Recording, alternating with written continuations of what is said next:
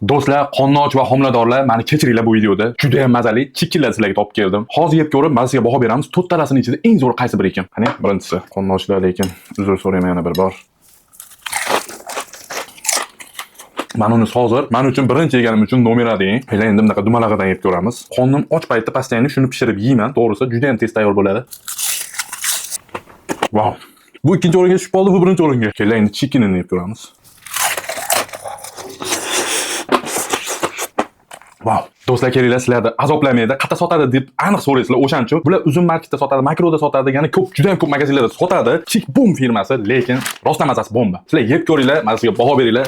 Aniq menga rahmat aytasizlar. Ha, aytgancha halol sertifikatiga ham ega, hammasi halol. Qani mana uni yeb ko'ramiz.